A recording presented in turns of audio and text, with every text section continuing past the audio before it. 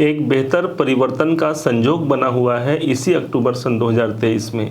आइए जानने का प्रयास करते हैं कि कौन सा वो परिवर्तन है जो आपके जीवन को बेहतर, अनुकूल और सुखद परिणाम आपके जीवन पर ला करके प्रदर्शित कर पाएगा। ध्यान दीजिएगा, सबसे पहले प्रारंभ करते हैं ग्रहों के शासक भगवान सूर्य नारायण से। यही भगवान सूर्य नारायण आपने देखा कि ये आपके भाग्य भाव पर ये आपके जीवन को प्रकाशित कर रहे हैं। माना जाता है कि जब भी भगवान सूर्य भाग्य भाव पर हों और विशेष तौर पर इसी भाव पर बुध और मंगल की युति भी है, इसका मतलब ये हो गया सूर्य, बुध और मंगल तीन ग्रहों का प्रभाव आपके भाग्य भाव पर है। कैसे हमारा भाग्य इस समय पर सबसे ज़्यादा बुरा हो सकता है, सबसे ज़्यादा बेहतर हमारा भाग्य होगा, आप ये जानिए, आप ये समझिए। क्योंकि स्वयं सूर्य भगवान इस स्थान पर हैं और ग्रहों के जो राजकुमार माने जाते हैं भगवान बुध देव, ये भी भगवान सूर्य के साथ आपके नवम भाव पर ही एक संग बैठे हुए हैं। और यही नहीं, जो ग्रहों के सेना नायक माने गए हैं भगवान मंगल देव, इनका भी साम्राज्य, इनका भी साथ भगवान सूर्य के साथ मिल गया है। तीन ग्रह इतने महत्वपूर्ण ग्रह, एक का शासन है, एक राजकुमार है और दूसरा सेनापति है। ये मानिए आप स्वयं सेनापति की भांति इस समय पर अपने जीवन पर भाग्य की उन्नति के लिए सबसे ज़्यादा प्रयास करेंगे। क्योंकि माना जाता है कि जब नवम भाव पर इतने अच्छे ग्रहों का प्रभाव होता है, मतलब भाग्य का एक सुंदर संचार हमारे जीवन पर परिलक्षित होते हुए आप स्वतः इसे देख सकते हैं। अक्टूबर के महीने में बहुत से परिवर्तन हो रहे हैं। ध्यान दीजिएगा, जब ये वीडियो लेकर के हम आए थे, इसके पहले हमने इसे बहुत विश्लेषण किया। एक हफ्ते का हमारा प्रयास होता है, उसके बाद जा कर के कोई वीडियो आप तक पहुंचता है। जैसे कोई गृहिणी अपने घर में खाना बनाती है और उसके बाद जो आते हैं उनको भोजन कराते हैं अपने पति को या फिर अपने परिवार को, उसी प्रकार से आप सब हमारे परिवारजन हैं और सब आपको जो भोजन कराना है, अर्थात जो आपको आपके राशि के विषय में बताना है, ये हमारा दायित्व है और हम कोशिश करते हैं कि सही आप तक वो बात पहुंच पाए। जैसे ही 17 अक्टूबर के बाद का जो समय आएगा, इसके बाद शनि देवता आपके कर्म भाव पर चले जाएंगे। यहाँ पर शनि देवता हो जाएंगे नीच के, परंतु ध्यान रखिएगा साथ में इसके बुध और मंगल का साथ नहीं छूटने वाला, अर्थात ये इनके साथ में ही रहेंगे। 17 अक्टूबर के बाद कार्य के क्षेत्र में उन्नति का एक दौर आपको देखने को मिल सकता है। इसी अक्टूबर के महीने में भाग्य का साथ देखने को मिल सकता है। पिता से, उच्च अधिकारियों से आपके उच्च शिक्षा में एक सहयोग मिल सकता है। विदेशों से संबंधित यदि आपका काम है तो वहां से जुड़ करके भी आप लाभ इस समय पर ज्यादा प्राप्त कर पाएंगे। दशम भाव पर जागृति त्रिग्रही योग का प्रभाव पड़ रहा है, इसलिए आपके कर्म क्षेत्र में, चाहे आपका नौकरी हो या आपका व्यापार हो, कहीं कोई भी आप कार्य करते होंगे, उस कार्य से जुड़ा हुआ आपको एक कार्य मिल सकता है। सूर्य माना जाता है जब दशम भाव पर जाते हैं तो शासन से जुड़ा हुआ यदि कोई कार्य हमारा अटक गया है, रुक गया है, वो कार्य भी इसी अक्टूबर के महीने में पूर्णता की ओर अग्रसित हो सकती है। मंगल चूंकि आपके जीवन में आपके सुखेश होते हैं, सुख भाव के स्वामी जब नवम और दशम भाव को प्रभावित करेंगे, मतलब ये समझिए कि हमारे सुख के साथ साथ ही एक अच्छी अनुभूति के साथ ही हम अपने करियर में अचीव प्राप्त कर पाएंगे। कोई अच्छा अचीवमेंट हमें मिल सकता है, कोई ऐसा पुरस्कार मिल सकता है जिसके वास्तव में हम हकदार होते हैं। कभी कभी ऐसा होता है हम जितने योग्य हैं उतनी योग्यता के अनुरूप हमें सफलता प्राप्त नहीं हो पाती, तब ये मन बड़ा छोटा हो जाता है। हाँ भाई, हमने इतना संघर्ष किया है, इतना मेहनत किया है, उसके बाद भी हमें प्राप्त के नहीं हो पाती। कोई ऐसे लोग भी हैं जो आपसे कम ताकतवर हैं, ताकतवर का मतलब आपसे कम समझदार हैं या फिर वो कम योग्यता रखते हैं, उसके बाद भी उनकी दिन प्रतिदिन वृद्धि होती जाती है। लेकिन अभी ये दौर ऐसा होगा, अक्टूबर का महीना ऐसा हो सकता है, भगवान का अनुग्रह कुछ ऐसा बना हुआ है, आप ये मानिए कि जहां पर आपके भाग्य और कैरियर दोनों स्थान पर त्रिग्रही योग का प्रभाव आपको देखने को मिलेगा। अब चलते हैं साक्षात भगवान देवगुरु बृहस्पति के पास, जो कि आपके जीवन में ये आपके द्वादश भाव के स्वामी बनते हैं और साथ ही साथ आपके पराक्रम, आपके साहस भाव के अधिपति बनते हैं देवगुरु बृहस्पति। आप सब जानते हैं देवगुरु बृहस्पति का जो गोचर है वो आपके चतुर्थ भाव पर हो चला है, लेकिन जैसे ही अभी पिछले महीने 4 सितंबर का वो डेट था जिस दिन से यही देवगुरु बृहस्पति हो गए थे वक्री। अब वक्री स्थिति में आकर के ये एक भाव पीछे का भी प्रतिफल दिए, मतलब जहां के वो मालिक हैं उसी भाव की जागृति उन्होंने करा दिया। इसका मतलब ये हो गया देवगुरु बृहस्पति कहीं ना कहीं प्रॉपर्टी से जुड़ा आपके कार्य यदि अटक रहे हैं, कहीं पर वहां पर प्रॉब्लम की स्थिति बन रही है, कोई सुख में कमी की प्राप्ति हो रही है, यहाँ पर सुख की वृद्धि यहाँ पर करेंगे, प्रॉपर्टी संबंधी कार्य भी इसे पूरा करेंगे। ध्यान दीजिएगा, जब देवगुरु बृहस्पति वक्री स्थिति में आते हैं, इनके अंदर चेष्टा बल की वृद्धि हो जाती है। चेष्टा बल उसे कहेंगे, आप ये सोचिए आप कोई कार्य करेंगे और अचानक से आपके अंदर चेष्टा आ जाए, वो ध्यान आ जाए, तो ध्यान आकर्षण के कारण आप ज़्यादा अच्छे ढंग से उस कार्य को कर पाते हैं। ठीक इसी प्रकार से देवगुरु बृहस्पति आपके सुख भाव पर हैं, इनकी सीधी दृष्टि आपके करियर भाव पर पड़ती है। इस कारण से करियर में भी एक गंगा जल का प्रभाव होगा। हम बार बार इस बात को पुराने वीडियो में बोल चुके हैं कि देवगुरु की बृहस्पति जिस भाव पर पड़ती है वो भाव गंगा जल के समान जागृति अवस्था में आ जाता है, पावन हो जाता है, पवित्र हो जाता है। कितना भी हमारा कर्म क्षेत्र किसी कारण से यदि रुकावट से स्थिति से परिपूर्ण है, एक गंगा जल की अभिवृद्धि ये सिर्फ अक्टूबर महीने तक ही नहीं, पूरे के पूरे आपको 31 दिसंबर तक देखने को मिलेगा। गुरु का प्रभाव ऑलरेडी आपके 10वें भाव पर है। और बात सिर्फ यही नहीं, देवगुरु बृहस्पति की एक दृष्टि 7वीं, 8वीं, 9वीं दृष्टि आपके 12वें भाव पर पड़ रही है। 12वां घर हमारा विदेश है, 12वां घर हमारा निवेश है। यदि आप प्रॉपर्टी खरीदना चाहते हैं, इसके लिए अनुकूल हो गया। यदि आप विदेशों में बसना चाहते हैं, वहाँ का आप रहवासी का आप एक दर्जा पाना चाहते हैं, उसके लिए भी ये अनुकूलता से परिपूर्ण होगा। 31 दिसंबर तक का समय अनुकूल होगा। अक्टूबर का महीना तो ऑलरेडी ये देवगुरु बृहस्पति आपको अनुकूलित बना रहे हैं आपके जीवन के लिए। ध्यान दीजिएगा, हम कितना हमारे जीवन में कितना भी संघर्ष आ जाए, लेकिन माना जाता है इनकी कृपा जब होती है देवगुरु बृहस्पति की, या हमारे देवगुरु की कृपा होती है, या हमारे परमात्मा की कृपा होती है, तब परिस्थितियां चाहे कितनी भी विपरीत हो, वो समय आ जाता है कि हम मानो कि हमने दुख प्राप्त किया है, लेकिन हमें एक शांति प्राप्त है। एक आप ये समझिए, दो लोगों में फ़र्क क्या है। एक लोग भगवान को आस्था रखते हैं, अपने गुरु पर आस्था रखते हैं, और एक ऐसे होते हैं जो भगवान और गुरु पर आस्था नहीं रखते। दुख तो दोनों पाते हैं, जब ग्रह की स्थिति बिगड़ती है दोनों को दुख जरूर मिलता है, लेकिन जो भगवान पर आश्रित नहीं होते वो अपना पसीना पोंछ पोंछ करके परेशान हो जाते हैं। ऐसा उन्हें दुख तो उनको भी मिल रहा है, लेकिन जो भगवान जिन पर अनुग्रह करते हैं वो सुंदर कूलर, पंखे और एसी में बैठ करके अपने जीवन को यापन करते हैं। दुख तो दोनों को मिला, लेकिन जो भगवान के शरणागत हो गए उनके दुख में भी कहीं न कहीं सुख और शांति निहित होती है। आप ये समझिए कि उनका आशीर्वाद सदैव बना हुआ है। अब समझते हैं उन ग्रह को, शुक्राचार्य जी महाराज को। ये शुक्राचार्य जी महाराज तो भाई आपके जीवन में इतने प्रभावी हो गए हैं कि आपके ये पंचमेश होते हैं। सबसे बड़े योग कारक ग्रहों में यदि किसी की गिनती होती है, खासकर मकर राशि के लिए, तो वो होते हैं सिर्फ और सिर्फ शुक्राचार्य जी महाराज।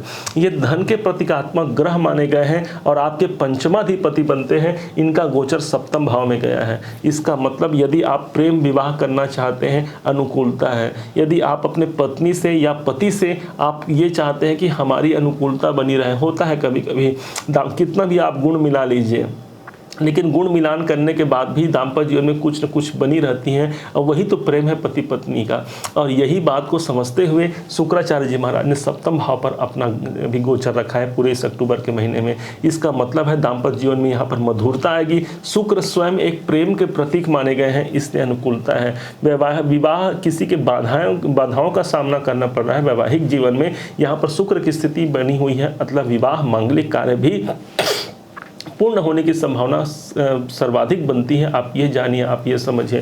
पंचम भाव हमारे सट्टा बाजार को भी प्रदर्शित करता है, इसलिए यहाँ पर शुक्र का होना वहाँ पर भी अनुकूलता देगा। शेयर बाजार के लिए भी अनुकूल माना जाएगा। कुल मिलाकर के शुक्र की स्थिति आपके लिए अनुकूलता से परिपूर्ण होगी। शुक्र माना जाता है धन, और धन भाव के स्वामी या धन के कारक देवता पंचमेश होकर के 7वें भाव पर रहेंगे। मतलब व्यापार में जो लोग हैं उनके लिए आर्थिक परिप्रेक्ष्य से इससे बेहतर समय नहीं हो सकता।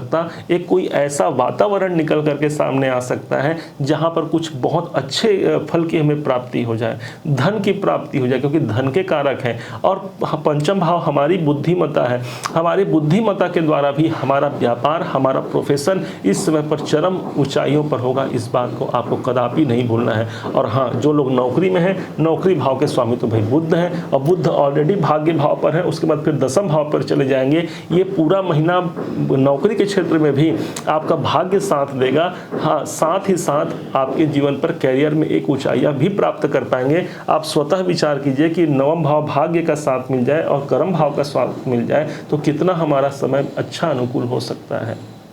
अब उन ग्रह को समझ लेते हैं जो ग्रहों के मतलब कर्म के नायक माने गए हैं, दंडाधिकारी माने गए हैं, और विशेष तौर पर तो भाई आपके जीवन के ये आपके राशि के स्वामी बनते हैं। मकर राशि के एकमात्र राशि के स्वामी बनते हैं वही होते हैं शनिदेव महाराज, और यही शनिदेव बहुत कुछ देने चाहते हैं आपको, बहुत कुछ दे करके रहेंगे। आपके धन भाव पर आए हैं 17 जनवरी सन 2023 का वो दिन था जिस दिन आपको याद होगा, आपने देखा था, अनेकों वीडियो आपने देखा था, शनिदेव महाराज आपके जीवन पर अच्छा करेंगे। बहुतों का अच्छा हुआ, लेकिन अभी तक आपका अच्छा नहीं हुआ, आपकी आर्थिक समस्याएं नहीं गई, तो ये समझिए भगवान के घर देर है अंधेर नहीं। शनि देवता का कार्यकाल 2.5 वर्ष के लिए होता है एक राशि में, इसलिए इन्हें फल प्रदान करने में कुछ विलंब की स्थिति बन सकती है, परंतु ऐसा कदाचित नहीं हो सकता कि वो आपको फल की वृद्धि न करे। शनि का कार्य है कर्मों के अधीन होकर के फल देना, इसलिए सोचिए कि यदि हम में कुछ कमी रह गई है उसे परिपूर्णता की ओर ले जाए, कैसे मेरे कार्य अच्छे बन पाए, इस पर आपको ध्यान देना है। शनि के अंदर भी चेष्टा बल की वृद्धि हो गई है, और विशेष तो ये मानिए भाई कि मात्र ये अक्टूबर का ही महीना है जब ये वक्र स्थिति में आकर के आपके लग्न को भी प्रभावित कर रहे हैं, मतलब आपके स्वयं राशि को प्रभावित कर रहे हैं। किसी भी कारण से यदि स्वास्थ्य संबंधी स्वास्थ्य जनित परेशानी है, एक उदय का एक साम्राज्य बन सकता है, क्योंकि केंद्र में हमारे लग्न जो है सबसे इम्पोर्टेंट होते हैं, सबसे महत्वपूर्ण स्थान रखते हैं। माना जाता है कि लग्न में जब शनि जब वक्री होते हैं तो इनका एक घर पीछे प्रभाव होता है, मतलब आपके लग्न में ही इसका प्रभाव आ गया। इस हिसाब से देखा जाए आर्थिक परिप्रेक्ष्य से अनुकूल समय रहेगा, कोई बेहतर परिणाम निकल करके सामने आ सकता है। ध्यान रखिएगा, शनि जहाँ पर बैठते हैं, जहाँ उनकी दृष्टि होती है, वहाँ आपकी स्वतः की ड्यूटी होती है, आपको वहाँ से जुड़ करके काम करना होता है। इस टाइम पर शनि देवता आपके धन भाव पर है, आपकी ड्यूटी लगी हुई है कि अपने धन को, अपने पैसों को मैनेज करना, कहाँ मेरे पैसे जाते हैं, कहाँ मेरे पैसे आते हैं, कैसे मैं अपने पैसे का हिसाब किताब रख पाऊँ, कैसे मैं अपने पैसे को बेहतर बना पाऊँ, कौन से मतलब कहाँ मैं अपने पैसे को निवेश करूँ, ये सब आपकी ड्यूटी है। ये 2.5 साल तक अब ये ड्यूटी बनी रहेगी, उसका निर्वहन कीजिए। देखिए अंततः भगवान शनि देवता कितना कुछ ला करके आपके जीवन में देते हैं, और 4 नवंबर के बाद तो ये मार्गी हो जाएंगे भाई, तो इसीलिए अक्टूबर का वो महीना सर्वाधिक उपयुक्त होने जा रहा है। अब समझते हैं राहु और केतु के प्रभाव को। राहु को हमने देखा कि यही राहु देवता आपके चतुर्थ भाव पर एक गुरु चांडाल नाम के योग को बना करके बैठे हैं। माना कि राहु देवता ने गुरु चांडाल योग बना करके पिछले 17 महीने से हमारे जीवन में शांति को हमसे छीन लिया हो। माना कि हमारे प्रॉपर्टी के कार्य पूरे नहीं हो पा रहे हैं, राहु की दृष्टि 10वें भाव पर है, हमारे कैरियर में सफलता नहीं मिल पा रही है। राहु की दृष्टि 7, 8, 9 आपके 12वें घर पर है। जो विदेश में रहते हैं वो लोग भी अशांत होंगे, या विदेश आप जाना चाहते हैं वो भी अशांत होंगे, या फिर निवेश जो आपने किया है उसका प्रतिफल आपको पिछले 17 महीने से नहीं मिल पा रहा है। तो ये समझिए भगवान की कृपा अभी इस अक्टूबर महीने में बहुत बनी हुई है, क्योंकि इसके 2 कारण हैं। पहले कारण तो ये हो गए कि इस समय पर राहु देव महाराज की जो डिग्री वाइज इनकी कैपेबिलिटी है वो 1 डिग्री से भी कम अवस्था पे है, मतलब एक डिग्री से कम अवस्था, मतलब वो 0 डिग्री में जाएंगे 30 अक्टूबर को। जब दूसरा पॉइंट है, जब ये 0 डिग्री में आ जाएंगे आपके चतुर्थ भाव को छोड़ जाएंगे, और चतुर्थ भाव को छोड़ करके वो हमेशा के लिए लगभग 18 साल के लिए आपके सुख और शांति भाव को छोड़ देंगे, जिससे होगा क्या, शांति का एक माहौल अपने जीवन पर हम देख पाएंगे। कौटुंबिक वातावरण इस समय पर अच्छा हो पाएगा, हमारा और हमारे परिवार में जितने लोग हैं सबकी कामनाओं को भी सिद्धि प्राप्त हो सकती है।